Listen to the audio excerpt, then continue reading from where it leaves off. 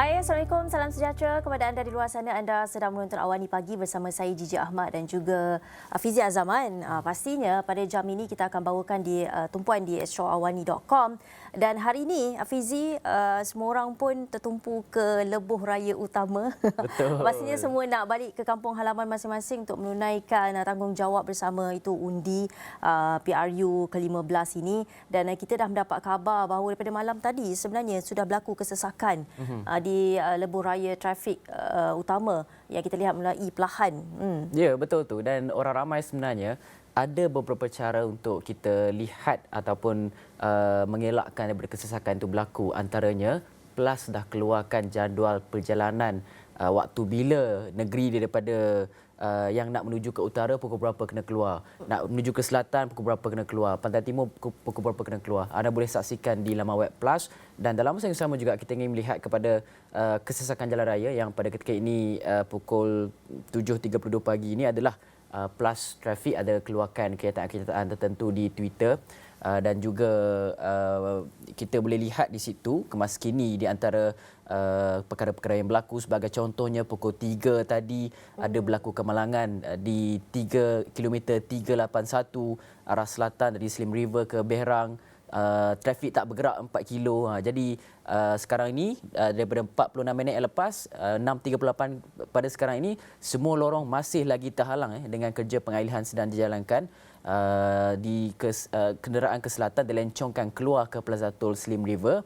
Jadi ini antara perkara-perkara yang perlu kita ambil tahulah dan bersiap sedia ketika mana kesesakan jalan raya itu, Gigi. Anda boleh follow trafik PLAS Traffic di Twitter sana. Anda boleh lihat kerana kemaskini ini dalam waktu sebenar kalau 32 minit lepas sekitar 6.59 pagi PLAS Line ada menaikkan tweet bahawa trafik masih perlahan dari Slim River menuju ke Sungai kerana aliran trafik di sana tinggi. Jadi kalau anda bakal melalui jalan ke utara sana, mungkin anda perlu lihat beberapa update daripada PLAS ini. Dan kerana ada juga kemalangan yang berlaku ini di antara laluan Slim River ke Berang, ada lori terbalik dan sebagainya. Dan satu lagi, Gigi, di laman web lebuh raya lembaga LLM, Lebuh Raya Lembaga Malaysia. Lembaga Lebuh Raya Malaysia. Kan? Terbalik pula. Di laman web tu dia ada senarai lebuh raya, semua sekali kat situ ada senarai lebuh raya. Lepas tu dia ada juga pamerkan kepada anda kamera yang ada di lebuh raya tersebut. Jadi itu real time punya trafik. Anda boleh saksikan takat mana bergerak perlahan ke, penuh, sesak ke dan sebagainya. Anda boleh rancang perjalanan daripada situ. Tapi apapun anda semua kita harapkan berhati-hati di jalan raya. Kita pasti masa inilah semua mengambil kesempatan untuk pulang menunaikan tanggungjawab masing-masing. Mereka semua ni bekerja mencari rezeki di ibu kota dan pulang untuk menunaikan tanggungjawab kepada negara. Pastinya niat murni anda ni perlulah diselarikan dengan pemanduan yang selamat dan juga berhemah di jalan raya. Kita tahu ada yang tak bergerak terutamanya jalan ke utara dan juga selatan kerana berlakunya kemalangan dan juga kesesakan, aliran trafiknya juga tinggi. Tapi yang pastinya kita nak semua orang selamat sampai di destinasi masing-masing. Ya, betul tu. Apa pun kita harapkan bahawa esok hari penentuan, hari paling penting dalam sejarah demokrasi Malaysia, PRU 15 dikategorikan sebagai ibu segala pilihan raya yang kita menyaksikan parti-parti politik belum pun habis kempen dah ada berbicara tentang gabungan dan sebagainya. Jadi ini menghangatkan lagi suasana pertambahan pengundi baharu. Jadi kita harapkan kita raikan demokrasi ini. Cuma satulah, Gigi. Fasa-fasa ketika kempen dan sebagainya, rakyat Malaysia pada ketika ini ada yang berdepan dengan masalah banjir kerana kita tahu monsun timur laut MTL telah pun tiba di negara kita dan kita juga telah menyaksikan beberapa negeri telah pun mengalami peningkatan mangsa banjir daripada semasa ke semasa, hari ke hari, dan penderitaan mereka ini bukanlah kali pertama, pernah melalui beberapa kali. Ada saya baca berita sampaikan 10 kali banjir dalam tempoh 4 bulan. Umpama sebulan sekali. Umpama sebulan sekali, boleh bayangkan tak berapa menderitanya mereka. Penduduk di Dengkil, tak salah saya, semuanya sekarang ni berada dalam keadaan siap siaga, trauma dan sebagainya. Air naik saja, hujan saja, mendung pun dah dikira sebagai satu perkara ataupun membimbangkan mereka. Jadi mereka terpaksa keluar dan sebagainya daripada tempat mereka untuk elakkan perkara-perkara yang berlaku. Dan kita ingin lihat pada awal pagi ini, 7.36 pagi ini, kita nak tengok statistik banjir yang dilaporkan oleh Info Bencana Jabatan Kebajikan Masyarakat JKM. Ada lebih kurang dalam 3,995 orang mangsa daripada jumlah keseluruhan 1,131 keluarga. 8 negeri sekarang ni meningkat dalam beberapa hari. Semalam 6. Hari ini dah 8 negeri. Antara negeri yang terlibat Kelantan, Johor, Melaka, Selangor, Perak, Sarawak, Pahang dan juga Negeri Sembilan. Dan Kelantan masih lagi Selangor kini menjadi negeri yang paling teruk terjejas dengan 1,270 orang mangsa. 20 PPS telah dibuka yang menempatkan 312 mangsa. Kemudian negeri kedua terjejas teruk, Kelantan dengan 1,053 mangsa. 6 PPS telah pun dibuka. Kemudian kita lihat Perak, negeri yang paling ketiga terjejas, 819 mangsa. Jadi ini antara negeri-negeri yang terjejas, ada 8 negeri kesemuanya. Cuma persoalan sekarang ni, Gigi, ialah kempen dan sebagainya telah pun habis. Orang bagaimana pengundi-pengundi yang ditimpa musibah banjir ni nak mengundi nanti? Adakah mereka akan memikirkan keadaan diri mereka terlebih dahulu, dan adakah mereka akan mementingkan bahawa undi itu lebih penting? Jadi dua pertimbangan inilah yang membuatkan pengundi yang ditimpa banjir ini berada dalam dilema sekarang. Semalam kita sempat bertemu menghubungi salah seorang mangsa banjir di kampung Cemperai, Dengkil sana. Kita tanyakan soalan bagaimana nak mengundi ini banjir. Sebab dia sedang rumahnya sedang dinaiki air.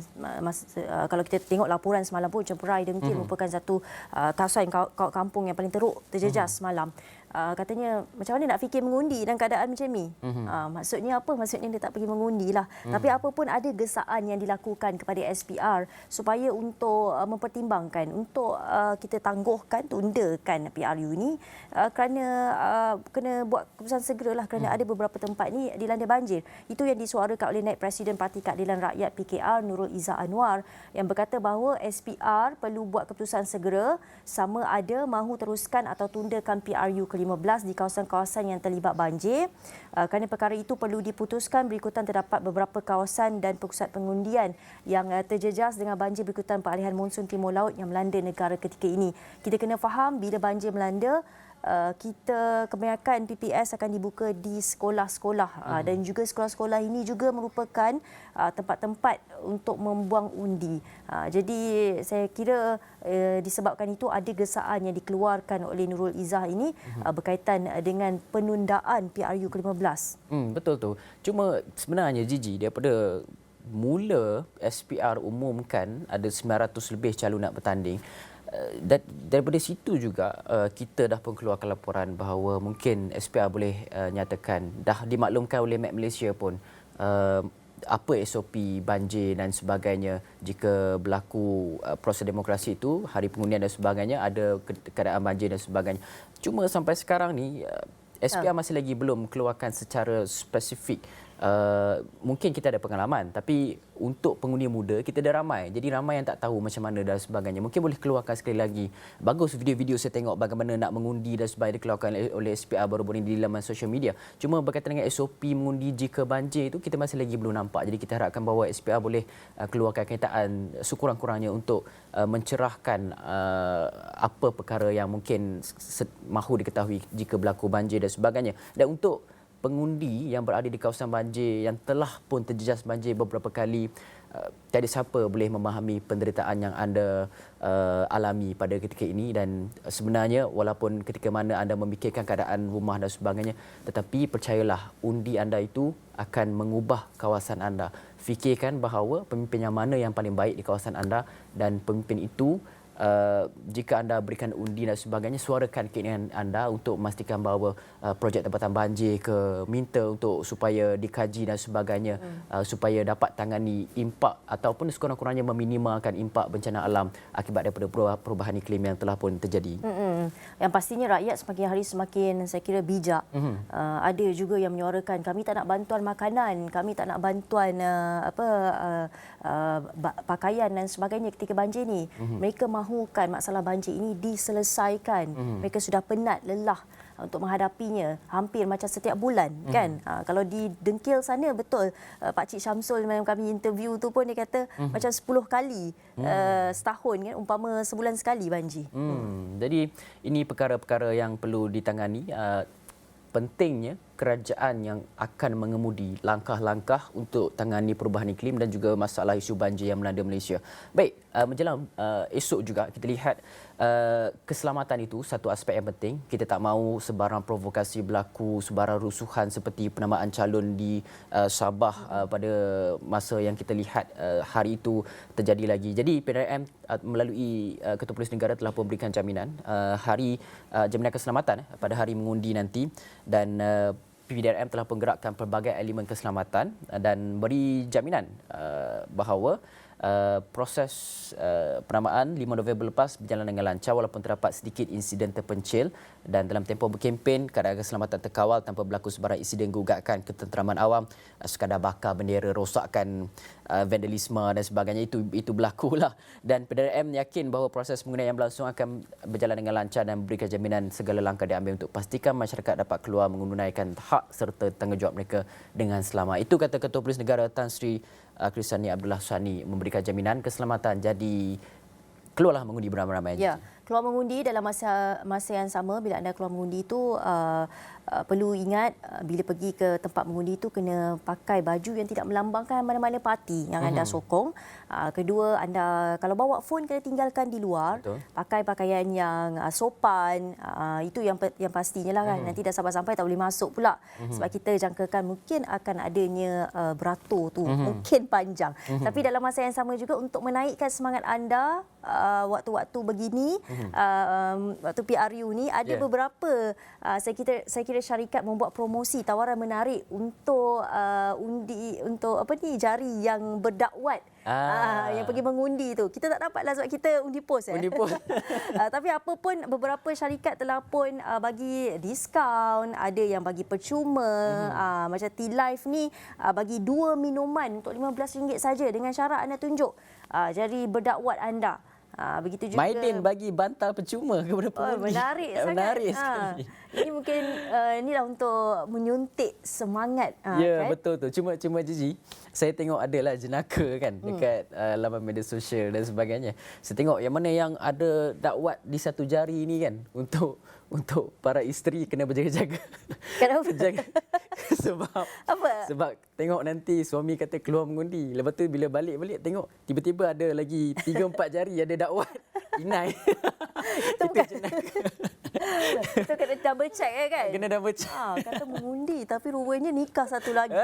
Baik tau Fizi. Itu jenaka dia pilihan raya lah kan. Tapi apa pun anda semua kalau dah pergi mengundi nanti jangan lupa check kat mana siapa yang bagi diskaun, siapa bagi buy one free one tu, pergilah serbu.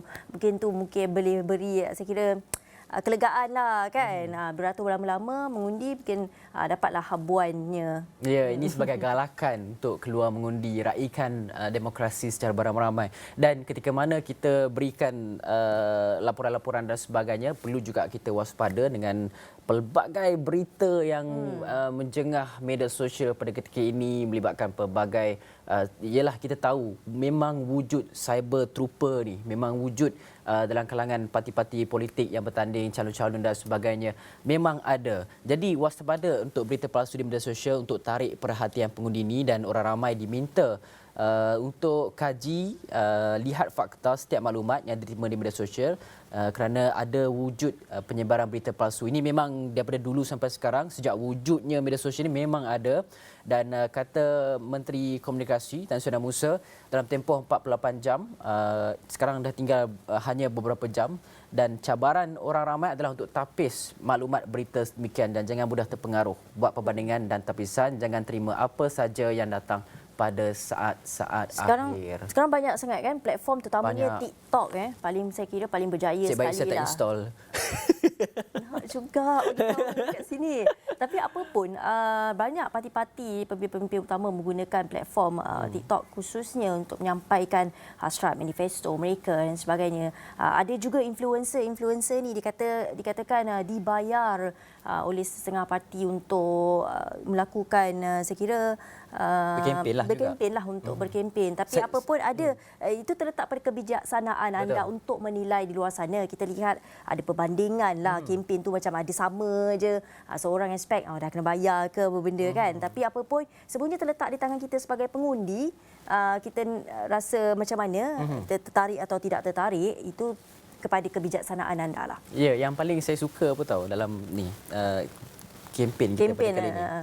Yang dari segi kempen yang paling saya suka adalah calon yang paling tua bertanding, Tun Dr. Mahathir Mohamad, menggunakan metaverse.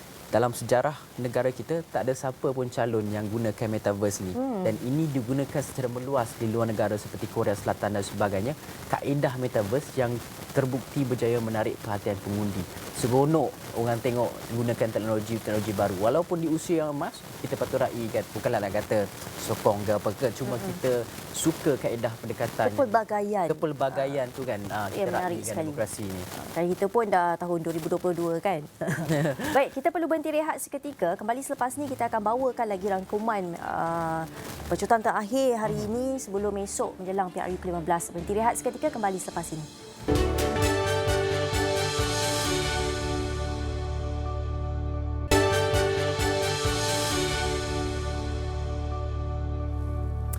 Okey, untuk pengundi yang positif COVID-19, anda tak perlu risau. Anda cuma perlu laporkan status anda dalam aplikasi MySejahtera dan juga dapatkan garis panduan untuk mengundi. Jadi walaupun tiada saluran khusus ataupun khusus kepada anda, tapi laporkan kepada MySejahtera dan lihat apa garis panduan yang telah pun ditetapkan. Kemudian anda boleh pergi ke tempat pengundian dan maklumkan kepada pegawai yang bertugas di sana untuk melihat bagaimana nak mengundi nanti. Tapi orang ramai di luar sana walaupun tak ada laluan khas, janganlah anggap macam takutnya nak pergi mengundi ada pesakit COVID sekali dan sebagainya. Saya pasti SPR, KKM dan sebagainya ada cara kaedah tertentu untuk pastikan bahawa penularan itu tidak berlaku ketika mana anda mengundi nanti, Gigi. Tapi apa pun, kepada anda yang positif COVID-19, anda tidak dibenarkan menaiki kenderaan awam termasuk e-hailing dan perlu segera pulang selepas anda menunaikan tanggungjawab mengundi. Dan yang paling penting perlu memakai pelitup muka.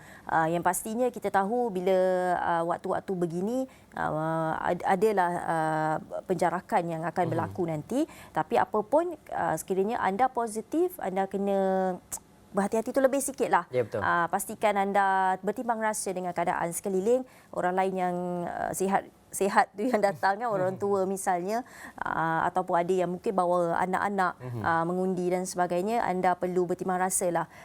Jangan pergi ke mana-mana selepas mengundi itu, pulang terus ke rumah. Dan dalam masa sama persoalan ada juga yang tertanya.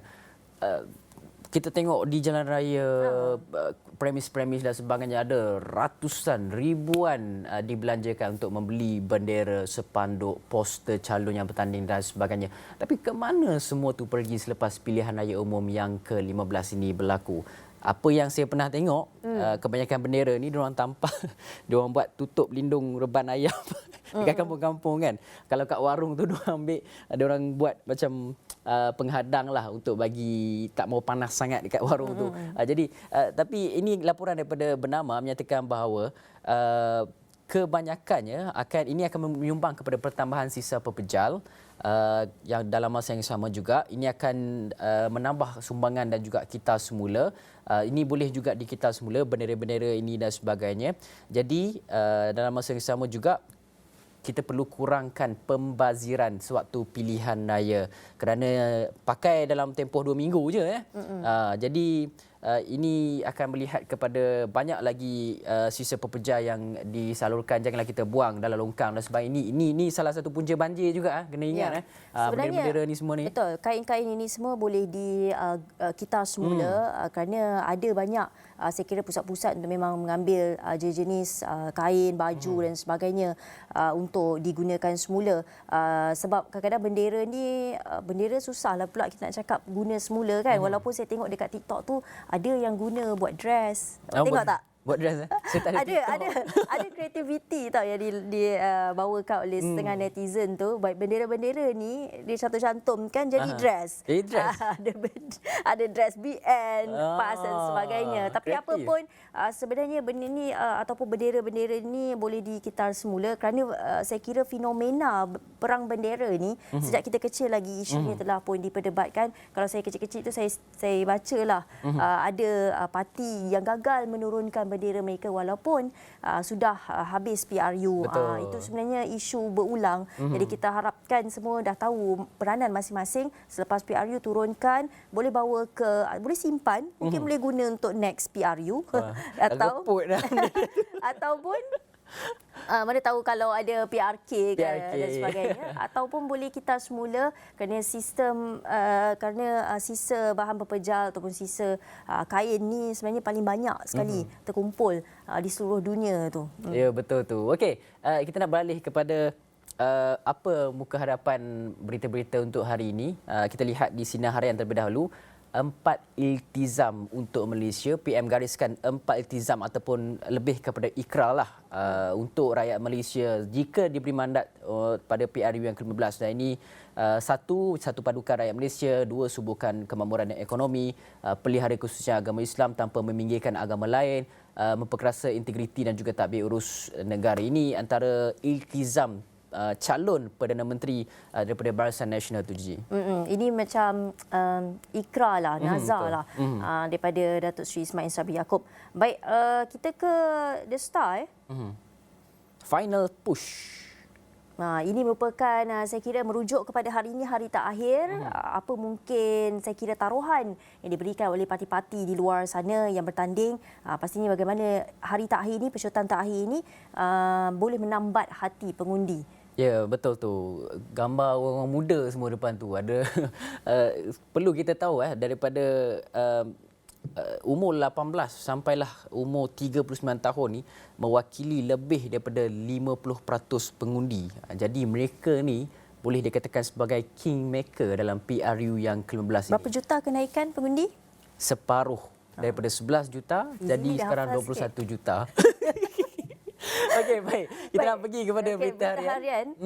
Sama juga membawakan nada yang sama, iltizam saya Ismail Sabri. Itu 4 iltizam yang disenaraikan, menyatu padukan, menyuburkan, memelihara dan memperkasa. Dan NST pun sama. My Pledge Ismail Sabri. Ini adalah 4 komitmen calon Perdana Menteri daripada Barisan Nasional Datuk Seri Ismail Sabri Yaakob yang kita lihat untuk pecutannya terakhirlah. Kita pun tengok semalam Datuk Seri Ibrahim juga ada keluarkan ucapan, kemudian kita tengok ceramah-ceramah grand finale dan sebagainya daripada parti-parti politik yang bertanding itu, Gigi. Cuma sebelum kami berakhir, kita ada berita berkaitan dengan MH17. Ya, tapi sebelum itu kita nak pergi kepada keputusan semasa untuk suara anda, suara Malaysia, yang mana sejak Parlimen dibubarkan kita telah pun tanyakan kepada orang ramai beberapa soalan ini untuk survey dan kajian di Astro Awani juga, yang mana soalan kita esok ni mengundi. Adakah anda sudah buat keputusan nak undi parti yang mana? Itu yang kita lontarkan soalan kepada anda di luar sana, dan setakat 7.30 pagi ini 95% kata ya, dah ada keputusannya. Semua pun dah tahu siapa nak dipilih oleh mereka. Dan belum pasti 4%, tidak mengundi 1%. Apa kita nak buat? Tidak mengundi 1% itu. Mungkin ada masa lagi lah untuk mereka ubah fikiran kan. Kita harap, tak tahulah apa sebab, mungkin ada macam-macam sebab banjir dan sebagainya, kita tak tahu. Ya, betul.